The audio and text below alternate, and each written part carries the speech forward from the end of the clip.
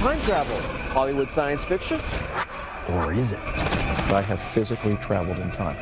Andrew Basiago is not acting. We did over 40 years ago. Fascinating. The Vancouver, Washington attorney is on a mission to reveal what he calls a 40-year government cover-up of Project Pegasus. Piece of them anyway. Where he says he was teleported back and sideways in time dozens of times. It would be a fascinating project. I have the whole story. I have hundreds of facts.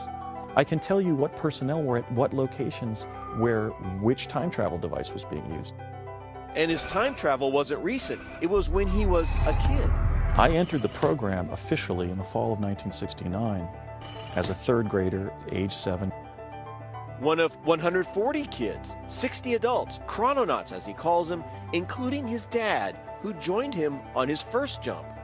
My dad held my hand and we jumped through the field of energy, and we seemed to be moving very rapidly. But there was also a paradox. We seemed to be going nowhere at all.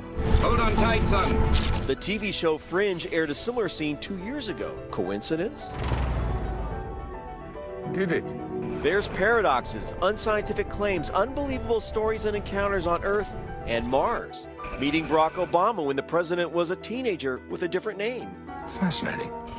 Time traveling 6 times to the Ford Theater on the day President Lincoln was shot, but he didn't see it happen. And we're not done with Lincoln. In fact, during one probe, the one to the Gettysburg Address, I was dressed as a Union bugle boy. That's right, he was at the Gettysburg Address. He says this famous picture taken that day proves it. He says this bugle boy is him. It's the only visual evidence he provides for any of his travels. That's it. I was physically at Gettysburg. Crazy way to travel, spreading a man's molecules all over the universe. And what about that teleportation? He says Star Trek got it wrong. So Andy, I just got here via Star Trek teleportation, but that's not how you did it. No, in fact, if you had just arrived via quantum teleportation, the Star Trek method of teleportation, you would have collapsed as a dead person. Basiago weaves his tale with such conviction, I thought he's either a psychopathic liar, lunatic, or the fastest thinking science fiction writer on Earth. A tunnel was opening up in time-space, just like you'd have a cavity inside a soap bubble being blown by a child. And when that bubble closed, we had been repositioned elsewhere in time-space on the face of the Earth.